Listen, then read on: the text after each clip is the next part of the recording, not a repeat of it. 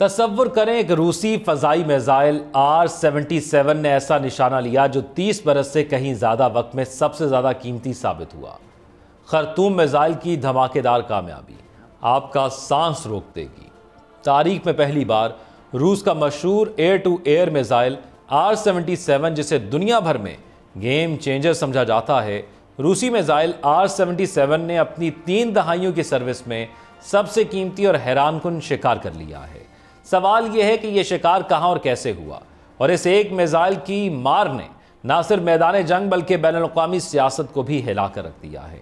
چلیں اس کہانی کا انسائیڈر جانتے ہیں کہ کس طرح ایک لمحے کے فیصلے نے ایک پورے خطے کی صورتحال بدل دی۔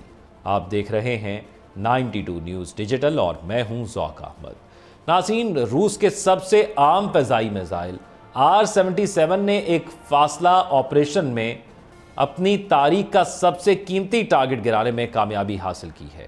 ہم اس ویڈیو میں تفصیل سے آپ کو سمجھائیں گے کہ R-77 کیا ہے، اس کے ماڈلز اور جدید اپ گریڈڈ ورژنز اور اس عظیم کامیابی کے پیچھے کیا کہانی ہے۔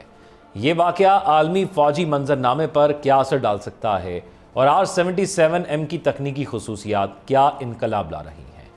R-77M کے بیک گراؤنڈ کی بات کی جائے تو R-77M روس کا سب سے زیادہ استعمال ہونے والا active radar guided air to air missile ہے، جو امریکی AIM-120 کا براہ راست مقابلہ کرتا ہے۔ اس کی سب سے بڑی خوبی فائر اینڈ فارگیٹ ٹیکنالوجی ہے، یعنی ایک بار فائر کرنے کے بعد پائلٹ کو مسلسل ٹارگٹ پر نظر رکھنے کی ضرورت نہیں رہتی۔ یہی صلاحیت پائلٹ کو زیادہ لچک اور محفوظ رہنے کا موقع دیتی ہے۔ R-77M میزائل کو 1990 کی دہائی سے الجزائر، سوڈان، یمن، شام، بھارت اور چین سمیت کئی ممالک کو ایکسپورٹ کیا گیا، لیکن دلچسپ بات یہ ہے کہ روسی ایئر فورس نے خود اسے بڑی تعداد میں استعمال نہیں کیا، کیونکہ 90 کی دہائی میں فنڈز کی شدید کمی تھی۔ واقعے کی تفصیلات کی بات کی جائے تو سوڈانی ذرائع کے مطابق یہ تاریخی شکار نیالا ایئرپورٹ دارفور کے قریب ہوا، جب سوڈانی ایئر فورس کے ایک MiG-29S فائٹر جیٹ نے ایک بڑے ٹرانسپورٹ ایئرکرافٹ کو نشانہ بنایا۔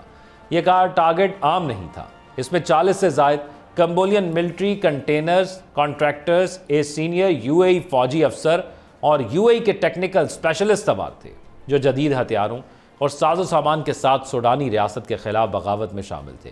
یہی وجہ ہے کہ دفاعی ماہرین اسے R-77 کے لیے سب سے ہائی ویلیو کل قرار دے رہے ہیں۔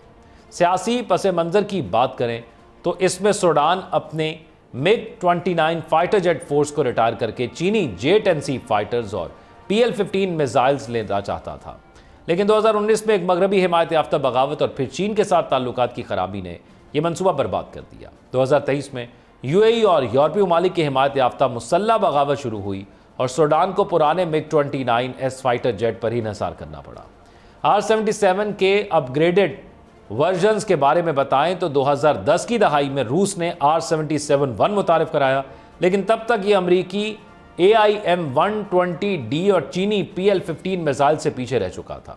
البتہ 2020 کی دہائی میں آنے والا R-77M ورژن جدید ترین صلاحیتوں سے لیس ہے، اور یہی میزائل آج روس کے Su-57 5ویں جنریشن کے فائٹرز میں استعمال ہو رہا ہے۔ اب اس واقعے کی اہمیت کی بات کریں تو اسٹریٹجک امپیکٹ UAE اور یورپ کی حمایت یافتہ فورسز کو ایک بڑا دھچکا لگا۔ ملٹری سگنل یہ ظاہر کرتا ہے کہ پرانے MiG-29 اور R-77 جیسے ہتھیار بھی صحیح حکمت عملی سے بڑے نتائج دے سکتے ہیں۔ روس کا سافٹ پاور امیج اس شکار نے R-77M کو عالمی میڈیا کی سرخیوں میں لا کھڑا کیا ہے، اور بین الاقوامی رد عمل کی بات کریں تو اگرچہ روس نے براہ راست اس واقعے پر تبصرہ نہیں کیا، لیکن UAE اور مغربی میڈیا میں شدید رد عمل آیا۔ کچھ مبصرین کا کہنا ہے کہ یہ واقعہ خطے میں کشیدگی کو نئی سطح پر لے جا سکتا ہے، خاص طور پر جب سوڈان، روس اور چین کے تعلقات دوبارہ مضبوط ہونے کے اشارے دے رہے ہیں۔ اب سوال یہ پیدا ہوتا ہے کہ کیا یہ محض ایک جنگی کامیابی ہے، یہ بڑے عالمی پاور گیم کا حصہ؟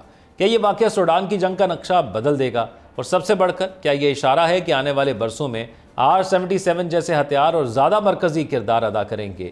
یوکرین میں R-77M کی واپسی، رپورٹس کے مطابق روسی فضائیہ نے R-77M کو یوکرین میں عملی طور پر استعمال کیا ہے، جبکہ Su-35S طیاروں پر یہ نصب ہوا دیکھا گیا ہے۔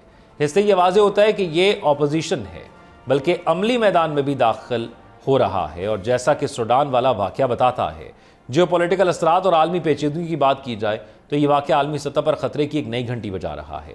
روس کی فضائی جدت اور باور کرنا کہ یہ فوجی طاقت کا مظاہرہ ہے، براہ راست اہداف کو روکنے کا طریقہ جس نے دفاعی ڈومین میں نئی حدیں کھول دی ہیں۔ امریکہ اور اس کے اتحادیوں کے لیے بڑے چوراہے کا خطرہ انتہائی فاصلے سے میزائل کی دقت۔ عالمی طاقتیں اب صرف طاقت کے ساتھ نہیں بلکہ ٹیکنالوجی اور رینج کے میدان میں بھی مقابلہ کر رہی ہیں۔ ناظرین، R-77 نے صرف ایک طیارہ نہیں گرانا بلکہ اپنی تاریخ کا سب سے قیمتی شکار کر کے ایک نئے دور کی شروعات کا اعلان کیا ہے۔ ایک دور جہاں fire and forget missile technology کھیل فاصلہ کرنے والی ہو سکتی ہے۔ یہ واقعہ ہمیں نشاندہی کراتا ہے کہ بدلتی دنیا میں طاقت کا سفر صرف فوجی نہیں بلکہ ٹیکنالوجی اور حکمت عملی کے میدان میں بھی ہو رہا ہے۔ یہ صرف ایک جہاز کا گرنا نہیں تھا، یہ طاقت کے توازن میں خاموش مگر مہلک دھماکہ تھا۔ روسی فضائی میزائل R-77 نے دنیا کو یاد دلایا ہے کہ ٹیکنالوجی، رفتار اور حکمت عملی سب کچھ بدل سکتی ہے۔ سوال یہ ہے کہ کیا یہ واقعہ محض ایک عسکری کامیابی ہے یا آنے والی ورلڈ وار کی پہلی بلٹ؟ آپ کی کیا رائے ہے؟ کیونکہ پاکستان نے بھی اس صورتحال کے حوالے سے وہ تمام جدید ٹیکنالوجی کا استعمال کیا جسے آج بھی پڑھا جا رہا ہے۔ اسی طرح ہر ملک اپنے آپ کو اتنا جدید کر رہا ہے کہ وہ ماڈرن وارفیئر کے اندر کامیاب ہو سکے۔ اسی کی مثال آپ ایران سے دیکھ لیں کہ ایران کے پاس فائٹر جیٹس نہیں تھے، لیکن جو میزائل کی ٹیکنالوجی انہوں نے بنائی ہوئی تھی اور یا جو ڈرونز کی ٹیکنالوجی ان کے پاس موجود تھی، اس سے انہوں نے اپنا پلڑا بھاری کیا اسرائیل پر، اور اس کو 12 دنوں کے اندر وہ کر دکھایا جس کو کسی کی امید نہیں تھی۔ یہی پاکستان نے کیا۔ پاکستان نے خاموشی سے اپنے آپ کو ایکوپ کیا، اس کے بعد پھر بھارت کو وہ سرپرائز دیا جو وہ سوچ بھی نہیں سکتا تھا۔ یعنی بھارت کے جہاز جب پاکستان پر حملہ کرنے آئے تو پاکستان نے سمجھداری اور صبر کا مظاہرہ کیا، اور جیسے ہی بھارت نے پاکستان پر حملہ کیا، پاکستان نے فوراً ریٹیلیٹ کیا اور 6 جہاز گرا دیے، اور اس بات کے ثبوت بھی پوری دنیا کو دکھا دیے۔ کوئی تصور کر سکتا ہے کہ دشمن کے کاک پٹ کی آواز سنائی جا سکے؟ پاکستان نے وہ بھی سنا دی اور بھارت نے اس کو رد نہیں کیا۔ تو یہ ماڈرن وارفیئر ہے۔ ماڈرن وارفیئر کے اندر اب تو ڈرونز AI سے آ گئے ہیں کہ آپ کسی دوسرے ملک کے اندر اس ڈرونز کو یا دشمن کی طرف بھیجیں گے تو وہ ٹیکنالوجی خود ایسیس کرے گی کہ میں نے کس کو مارنا ہے اور کس کو نہیں مارنا۔ تو اب تو جدت اس طرف چلی گئی ہے، اس لیے ہر چیز جو نہیں آ رہی ہے اس کو سمجھنا، اس پر عبور حاصل کرنا بہت ضروری ہے، ورنہ آپ کے پاس رافیل ہونے کے باوجود بھی آپ جنگ ہار جائیں گے، کیونکہ رافیل جدید ترین طیاروں میں سے ایک تصور کیا جاتا ہے، لیکن اس کے باوجود بھارت یہ جنگ ہارا۔ اس کی وجہ یہ ہے کہ مکمل عبور نہ ہونا، یعنی جس گھوڑے پر آپ سوار ہیں آپ اس کو کنٹرول ہی نہیں کر پاتے۔ تو اس لیے یہ بہت ضروری ہے کہ ان چیزوں کو سمجھا بھی جائے اور اڈاپٹ بھی کیا جائے۔ اور جس تیزی سے یہ جنگی معاملات آگے بڑھ رہے ہیں، ایسا لگ رہا ہے کہ ورلڈ وار 3 بس اب آئی۔ اس کی وجہ یہ ہے کہ جس طرح ممالک کے اندر تناؤ آ رہا ہے، تعلقات کے اندر تناؤ آ رہا ہے، اور ہر ملک نے اپنے لیے اپنی حفاظت کے لیے جس طرح اسلحہ سمیٹ لیا ہے اور کوئی دوسرے کی بات ماننے کو تیار نہیں ہے، تو ایسا لگتا ہے کہ جلد ہی شاید ہمیں ایک بڑی جنگ دیکھنے کو ملے۔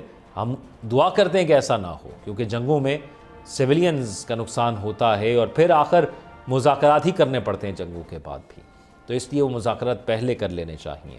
آپ اب اس ساری صورتحال کے حوالے سے کیا رائے رکھتے ہیں؟ کمنٹ سیکشن میں آگاہ کیجیے گا۔ اپنا خیال رکھیے گا۔ اللہ حافظ۔